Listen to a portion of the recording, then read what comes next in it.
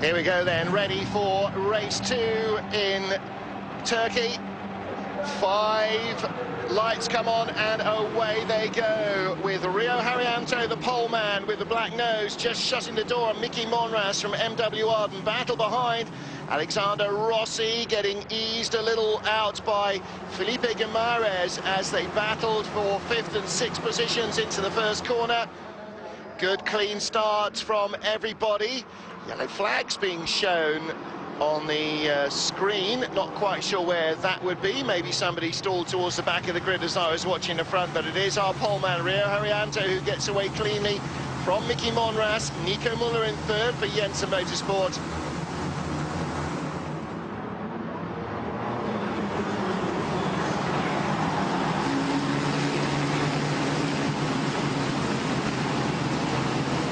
Car number 7, James Jakes, in the middle of the top 8. Don't forget, James Jakes in 2nd place yesterday, behind runaway winner Esteban Gutierrez, who currently lies in 8th place. Points only go down to 6th position in the 2nd race in GP3. We're on board with Alexander Rossi from the ART team. Trying to make a move up into 5th position. Gain denied by Guimarães. The Adax Racing driver looking pretty defensive. Rossi around the outside here, sweeping uphill. And then down into the braking area, corners 12 and 13. Rossi's got the job done. That was very well done indeed. And Guimarães with company on either side. On the outside was Joseph Newgarden, was that? No, it's not. Surely that's one of the... That is Joseph Newgarden, one of the Carlin cars. So good move around the outside by him. Haryanto, Monras, Nico Muller in 3rd. Daniel Moret back up in 4th position. And everybody else sweeping across the line in a big, long, snarling pack. Oh, drama behind. Now, it's one of the Carlin cars. Is that Newgarden? I have a feeling that may well be.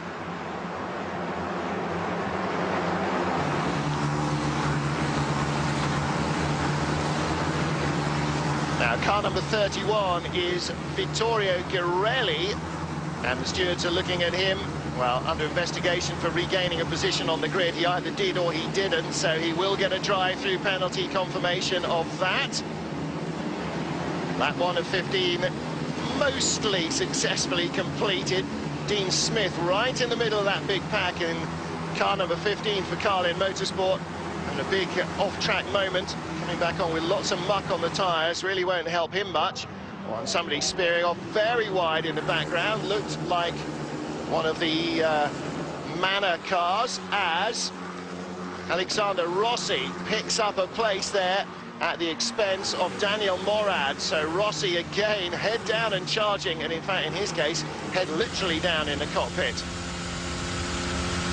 Poleman Rio Haryanto still leading as we look back from Rossi's car.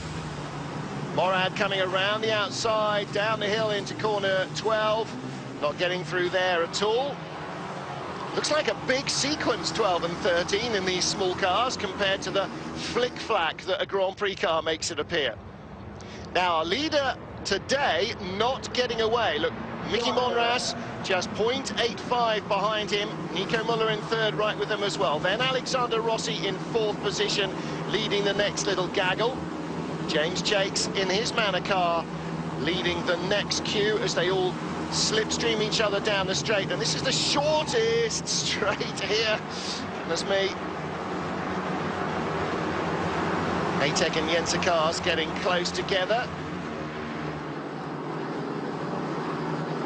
And now, small cars that are not entirely dependent on their aerodynamics on a big Grand Prix circuit equals very frantic racing for all concerned. Lots of slipstreaming.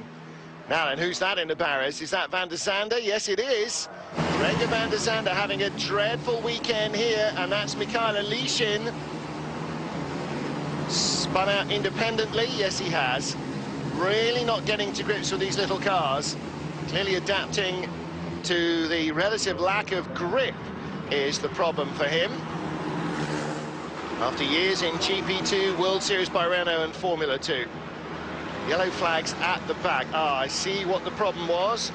It was, well, I don't know who that was, actually. One of the status cars. Was that Lucas Savic? Didn't get away from the grid. Everybody else bundling through the first corner. Cars everywhere.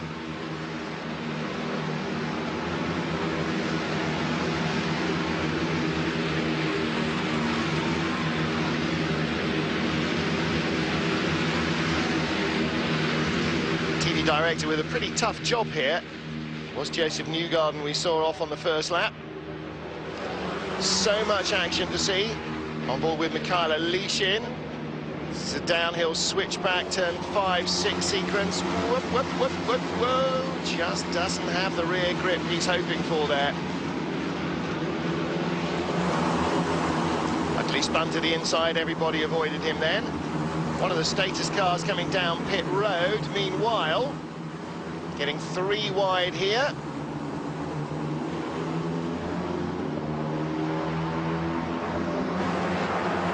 Graphics really struggling to catch up. Unfortunately, these are all coming from the TV truck, or rather, they're not. And again, camera shots really not helping, I'm afraid, anybody with identification. Who on earth this is remains to be seen. That's Pedro Nunes just losing a place.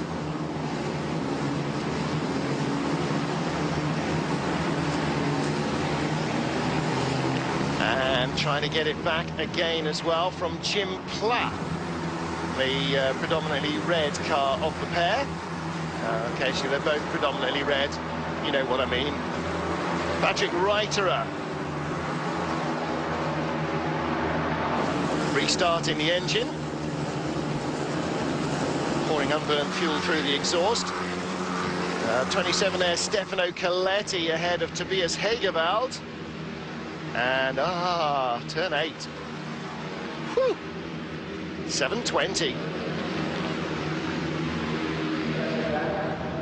He'll get good style points there from the Russian judge. Leader comes across the line. Rio Haryanto now starting to ease away a little from Mickey Monras. And Nico Müller being joined by Alexander Rossi. Looks like Rossi might be able to put himself up on the podium. Rossi in 4th place, and he's a little over a second and a half away from the leader. And Alexander Rossi seems to be the man who's got the speed at the moment. Teammate Esteban Gutierrez sets the fastest lap. The MX gang live to get stuck in. Heavy duty, the harder the better. And when the going gets tough, the tough get dirty. Motocross World Championship, Mondays and Tuesdays, only on Eurosport 2. Welcome back to Istanbul. Early stage still of this 4th race in the GP3 series. Rio Haryanto just pulling away about a second and a bit from Mickey Monras, Nico Müller and Alexander Rossi.